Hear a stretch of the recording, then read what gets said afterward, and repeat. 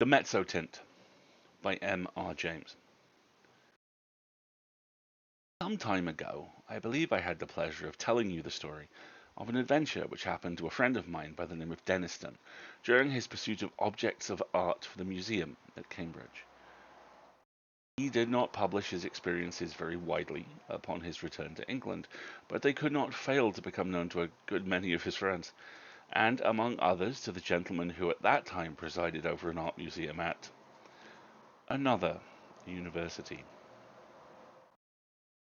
It was to be expected that the story should make a considerable impression on the mind of a man whose vocation lay in lines similar to Denniston's, and that he should be eager to catch at any explanation of the matter which tended to make it seem improbable that he should ever be called upon to deal with so agitating an emergency.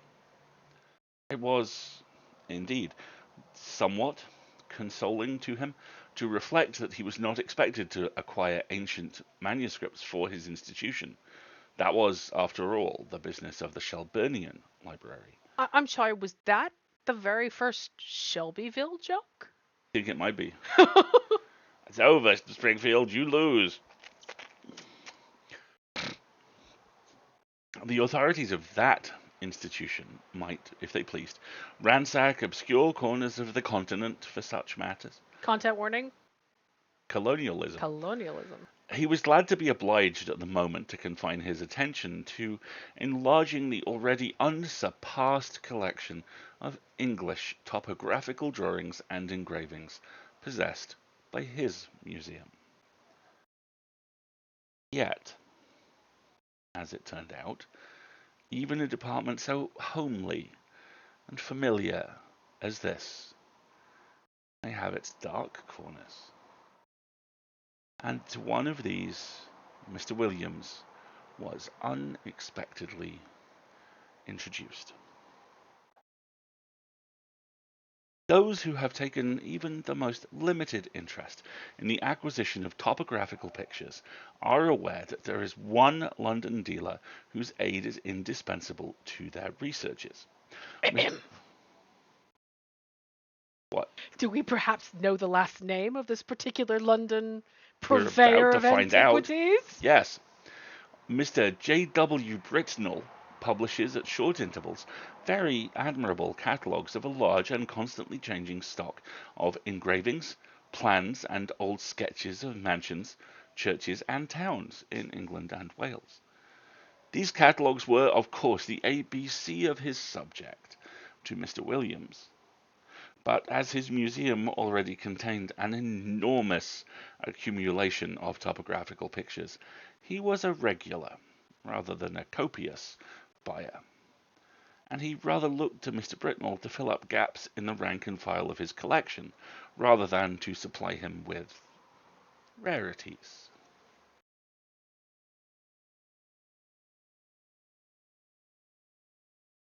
Now, in February of last year, there appeared upon Mr. Williams' desk at the museum a catalogue from Mr. Britnell's Emporium, and accompanying it was a typewritten communication from the dealer himself. The letter ran as follows: Dear Sir, we beg to call your attention to number 978 in our accompanying catalogue. We shall be glad to send, on approval, yours faithfully, J.W. Britnell. Turn to number 978 in the accompanying catalogue was with Mr. Williams, as he observed to himself, the work of a moment, and in the place indicated he found the following entry: 978. Unknown. Interesting mezzotint. View of a manor house. Early part of the century. 15 by 10 inches. Black frame, £2, 2 shillings. It was not especially exciting, and the price seemed high. However, as Mr. Britnell, who knew his business, and his customer seemed to set store by it, Mr. Williams wrote a postcard asking for the article to be sent on approval, along with some other engravings and sketches which appeared in the same catalogue. And so he passed without much excitement of anticipation to the ordinary labours of the day. Mondays, am I right? A parcel of any kind always arrives a day later than you expected, and that of Mr. Britnell proved, as I believe the right phrase goes, No exception to the rule. Oh, wow. Look at that modern language usage. It was delivered at the museum by the afternoon post of Saturday, after Mr. Williams had left his work, and it was accordingly brought round to his rooms in college by the attendant, in order that he might not have to wait over Sunday before looking through it and returning such of the contents as he did not propose to keep. And here he found it when he came in to tea with a friend. The only item with which I am concerned. Hold on. The only item with which I am concerned was the rather large black-framed mezzotint, of which I have already quoted the short description given in Mr. Britnell's catalogue. Some more details of it will have to be given, though I cannot hope to put before you the look of the picture as clearly as it is present to my own eye. Very nearly the exact duplicate of it may be seen in a good many inn parlours, or in the passages of undisturbed country mansions at the present moment. It was, if I am being honest, a rather indifferent mezzotint, and an indifferent mezzotint is perhaps the worst form of engraving known. It presented a full face view of a not very large manor house of the last century, with 3 rows of plain, sashed windows, with rusticated masonry about them, a parapet with balls or vases at the angles, and a small portico in the centre. On either side were trees, and in front a considerable expanse of lawn. The legend AWF Sculpsit was engraved on the narrow margin, and there was no further inscription. The whole thing gave the impression that it was the work of an amateur. What in the world Mr. Britnell could mean by affixing the price of £2 2 shillings to such an object was more than Mr. Williams could imagine. £2 and 2 shillings? In this economy? In this economy? He turned it over with a good deal of contempt, and upon the back was a paper label, the left-hand half of which had been torn off. All that remained were the ends of 2 lines of writing. The first had the letters Ingley Hall, the second SXEX. It would, perhaps, be just worthwhile to identify the place represented, which he could easily do with the help of a gazetteer, and then he would send it back to Mr. Britnell with some remarks reflecting upon the judgment of that gentleman. Now, isn't a gazetteer basically that used to be like newspaper clipping and research services? You would tell this central office, hey, I need to know everything you can tell me about X or Y. Send me newspaper clippings and telegraphs. I And she believe says, so. drawing upon her deep, dark Call of Cthulhu knowledge roll.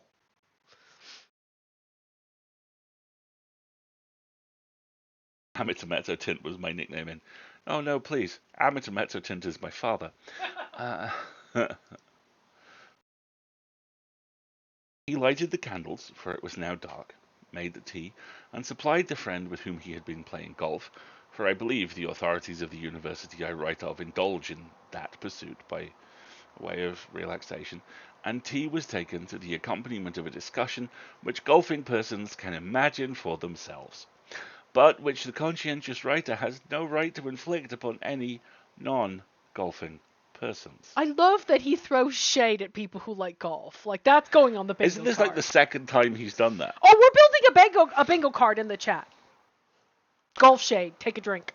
The conclusion arrived at was that certain strokes might have been better, and that in certain emergencies neither player had experienced that amount of luck which a human being has a right to expect. It was now that the friend, let us call him Professor Binks, took up the framed engraving and said, "What's this place, Williams?" "Just what I'm going to try to find out," said Williams, going to the shelf for a gazetteer. "Look at the back. There's something Lee Hall, either in Sussex or Essex. Half the name's gone, you see.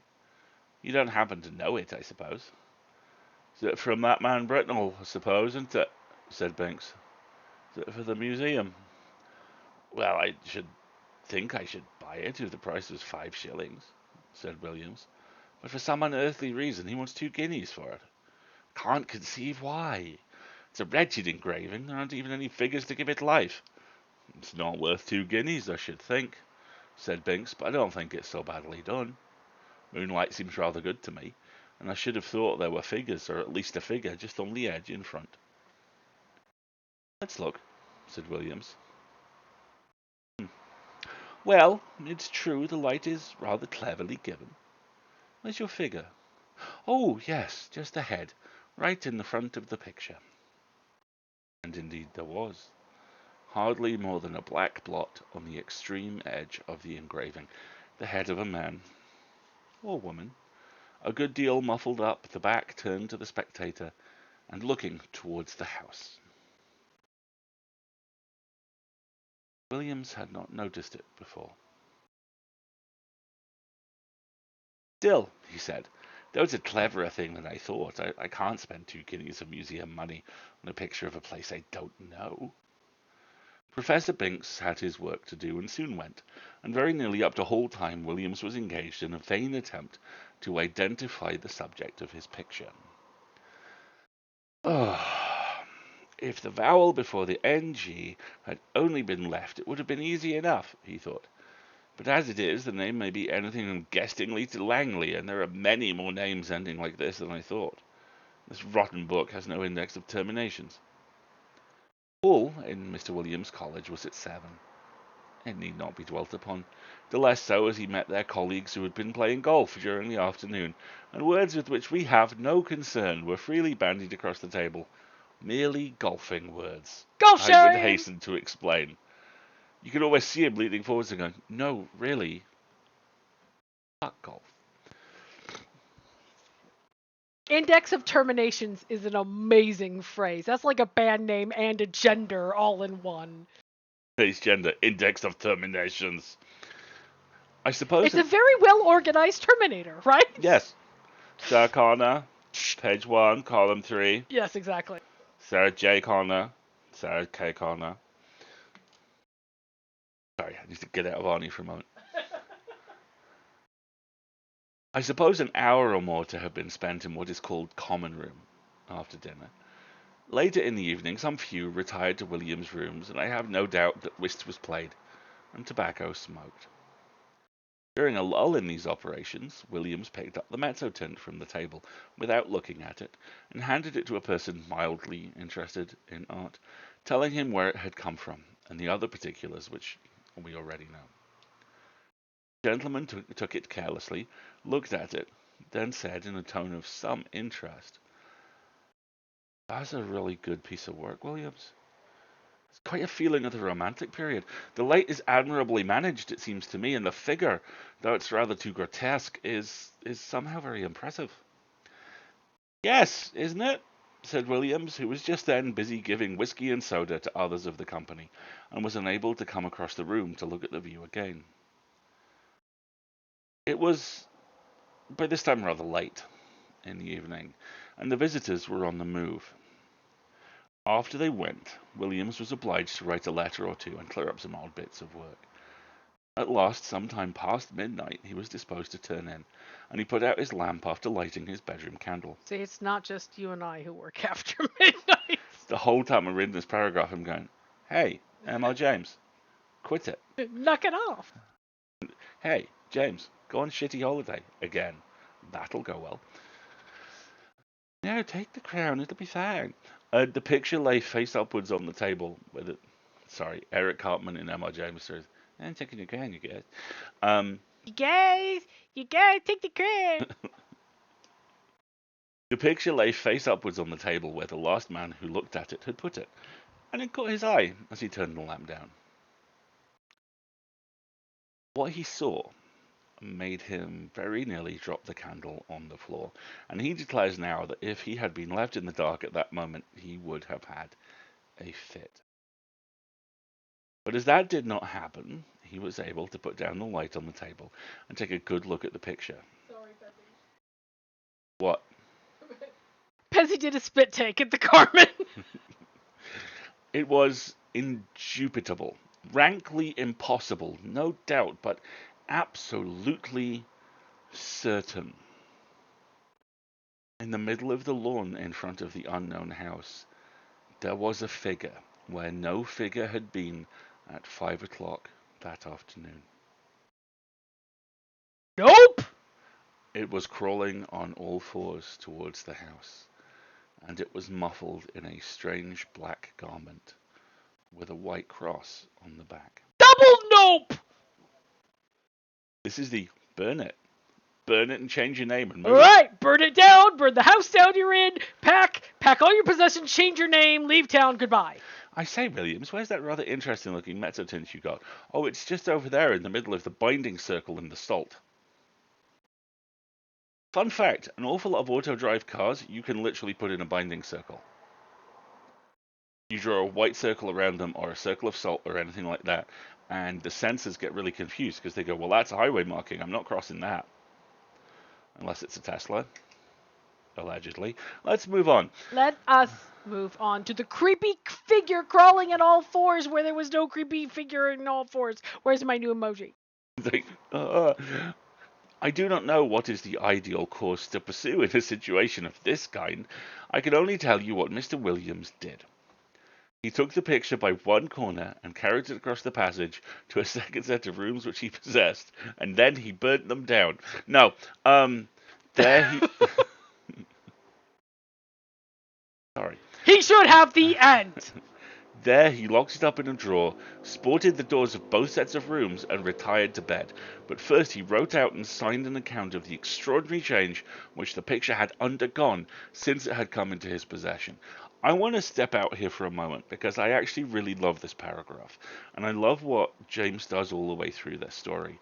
Because you have this highly trained academic intellectual who, instead of going, no, it's fine, really quickly goes, the actual fuck. What is going on? Obviously, I need to record this. And then, mixed into all of that, you have the incredibly endearing image of him holding the painting, I imagine, at arm's length by one corner, going, don't kill me, don't kill me, don't kill me, don't kill me, don't kill me, throwing it into the other set of rooms, locking the doors, and then just going, all right, I'm moving. No, and then he goes and writes everything down, and yeah, basically he's putting it in the freezer, Stitch. Exactly what Wendy said. It is absolutely... No. Absolutely putting it in the freezer. Like 9.9 millinopes. Also, this next line, no one can tell me James wasn't funny. Sleep visited him rather late. But it was consoling to reflect that the behavior of the picture did not depend upon his own unsupported testimony. Evidently, the man who had looked at it the night before had seen something of the same kind as he had. Otherwise, he might have been tempted to think that something gravely wrong was happening either to his eyes or his mind. This possibility being fortunately precluded, two matters awaited him on the morrow. He must take stock of the picture very carefully, and call in a witness for the purpose as well, and he must make a determined effort to ascertain what house it was that was represented. Why? He would therefore ask his neighbour, Nisbet, to breakfast with him, and he would subsequently spend a morning over the gazetteer. Nisbet was disengaged, and arrived about 9:30. His host was not quite dressed, I'm sorry to say, even at this late hour. During breakfast, nothing was said by about the mezzotint by Williams, save that he had a picture on which he wished for Nisbet's opinion. Really strong showing someone the videotape from The Ring vibes to that, I feel. Right? Hey, Nisbet, look at this thing. It totally won't kill you. Ha! Psych. Help me. But those who are familiar with university life can picture for themselves the wide and delightful range of subjects over which the conversation of two fellows of Canterbury College is likely to extend during a Sunday morning breakfast. Hardly a topic was left unchallenged, from golf to lawn tennis. Yet I am bound to say that Williams was rather distraught, for his interest naturally centred in that very strange picture which was now reposing, face downwards, in the drawer, in the room opposite. The morning pipe was at last lighted, and the moment had arrived for which he looked. With very considerable, almost tremulous excitement, he ran across, unlocked the drawer, and extracting the picture still face downwards, ran back and put it into Nisbet's hands.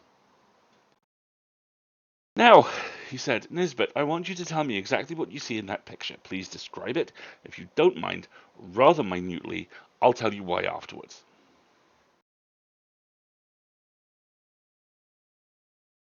Well, said Nisbet, I have here a view of a country house, English, I presume, by moonlight. Moonlight. You're sure of that? Certainly. The moon appears to be on the wane, if you wish for details, and there are clouds in the sky. All right, go on. I swear, added Williams in an aside, there was no moon when I saw it first. Well, there's not much more to be said, Nisbet continued. The house has one, two, three rows of windows, 5 in each row, except at the bottom where there's a porch instead of the middle one. But what about figures? Said Williams with marked interest. There aren't any, said Nisbet. But what? No figure on the grass in front? Not a thing. You'll swear to that? Certainly I will, but there is just one more thing. What? Well, one of the windows on the ground floor just left of the door is open.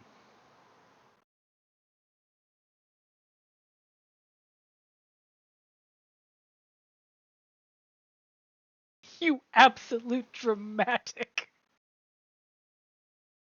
Is my goodness. He must have got in, said Williams with great excitement, and he hurried to the back of the sofa on which Nisbet was sitting and, catching the picture from him, verified the matter for himself. It was quite true. There was no figure, and there was the open window. Williams, after a moment of speechless surprise, went to the writing table and scribbled for a short time. Then he brought 2 papers to Nisbet and asked him first to sign one. It was his own description of the picture, which you have just heard, and then to read the other, which was William's statement, written the night before.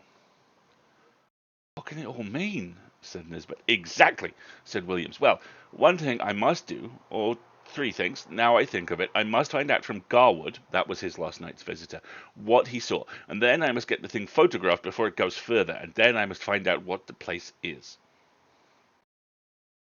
I mean, I can do the photographing myself, said Nisbet, and I will, but, it looks very much as if we were assisting at the working out of a tragedy somewhere. The question is, has it happened already, or is it going to come off? You must find out what the place is. Yes, he said, looking at the picture again. I expect you're right. He has got in. And if I don't mistake, there'll be the devil to pay in one of the rooms upstairs. Well, thank you for that, Mr. Random NPC. You've just made us really afraid that we have to prevent something from happening as opposed to watching something that already happened. I'll tell you what, said Williams. I'll take the picture across to Old Green. This was the senior fellow of the college, who had been bursar for many years. It's quite likely he'll know it. We have property in Essex and Sussex. He must have been over the 2 counties a lot in his time. Quite likely he will, said Nisbet, but just let me take my photograph first. But look here. I rather think Green isn't up today. He wasn't in all last night, and I think I heard him say he was going down for the Sunday. That's true too, said Williams. I know he's gone to Brighton. Well, if you'll photograph it now, I'll go across to Garwood and I'll get his statement, and you can keep an eye on it for me while I'm gone. I'm beginning to think 2 guineas is not a very exorbitant price for it now. Can we not keep an eye on it? Can we just lock it back up in the drawer, You, please? red shirt, remain here looking at the demon painting. I will return. In a short time he had returned, and he had brought Mr. Garwood with him. Garwood's statement was to the effect that the figure, when he had seen it, was clear of the edge of the picture, but had not got far across the lawn. He remembered a white mark. He remembered a white mark on the back of its drapery, but he could not have been sure it was a cross. A document to this effect was then drawn up and signed, and Nisbet proceeded to photograph the picture. A plus effort in all this documentation. Doing by the the way, science, contemporaneous doing the notes, diligence. photographs, dates, witnesses. Yes, you may proceed. Yes. About the only sensible thing you're doing, but yes, please proceed. Now what do you mean to do? He said. Are you going to sit and watch it all day? Well, no, I think not, said Williams. Rather imagine we're meant to see the whole thing. You see, between the time I saw it last night and this morning, there was time for lots of things to happen. But the creature only got into the house. It could have easily got through its business in the time and gone to its own place again. But the fact of the window being open, I think, must mean that it's in there now.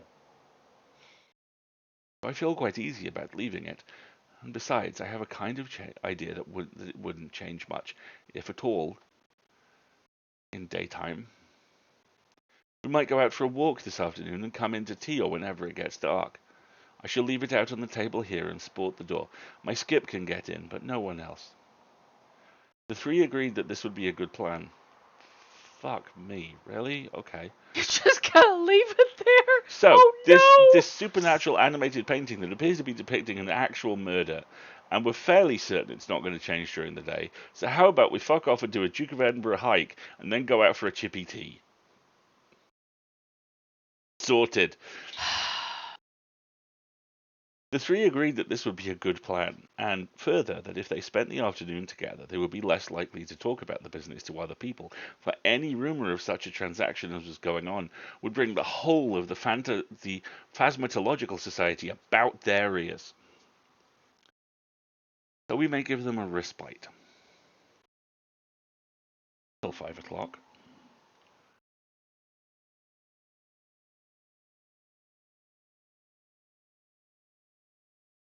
At, or near, that hour, the three were entering William's staircase.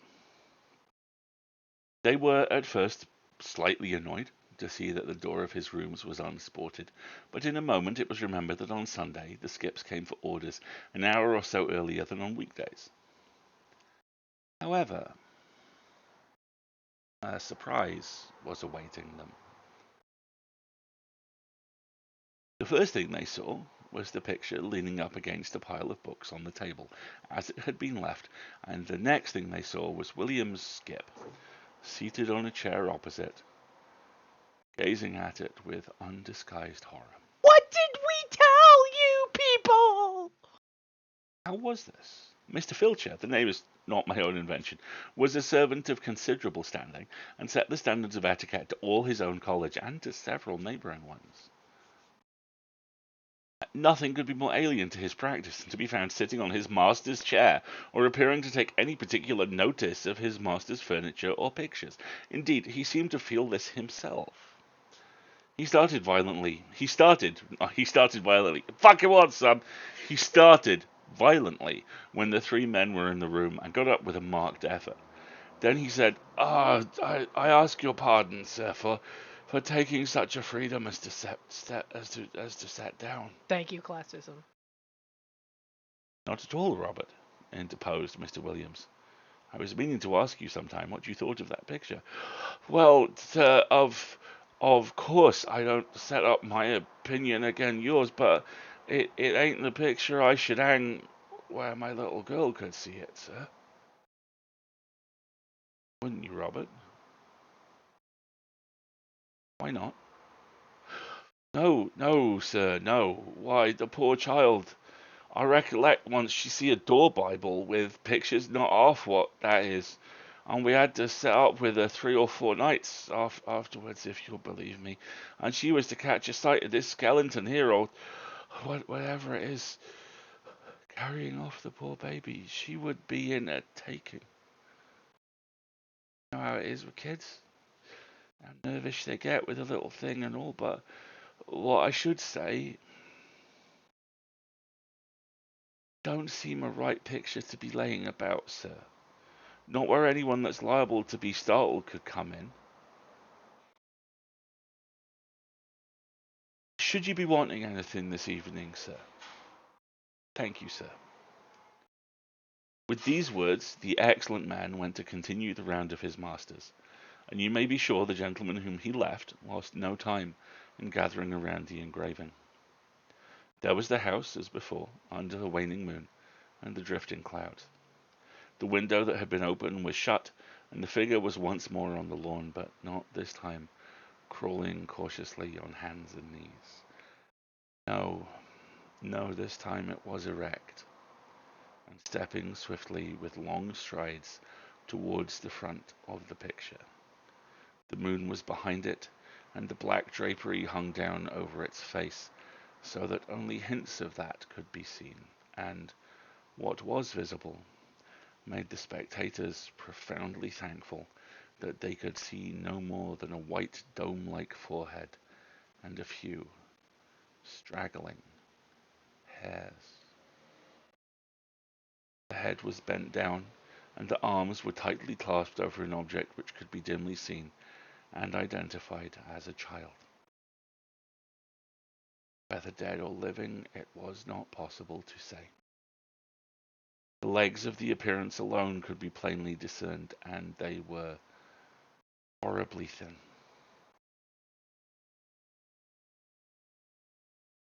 From 5 to 7, the three companions sat, and they watched the picture by turns, but it never changed. They agreed at last that it would be safe to leave it, and that they would return after Hull and await further developments. What just happened?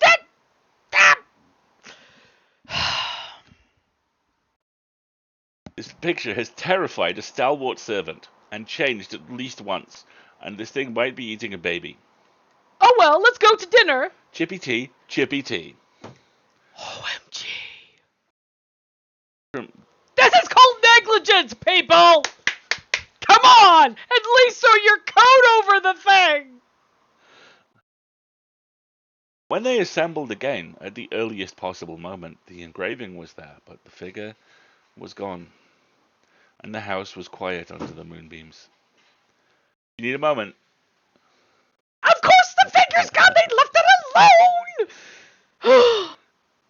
There was nothing for it but to spend the evening over gazetteers and guidebooks. Williams was the lucky one at last, and perhaps he deserved it. At 11:30 p.m. he read from Murray's Guide to Essex the following lines. 16.5 miles, Anningley. The church has been an interesting building of Norman date, but was extensively classicized in the last century. It contains the tomb of the family of Francis, whose mansion, Anningley Hall, a solid Queen Anne house, stands immediately beyond the churchyard in a park of about 80 acres. The family is now extinct,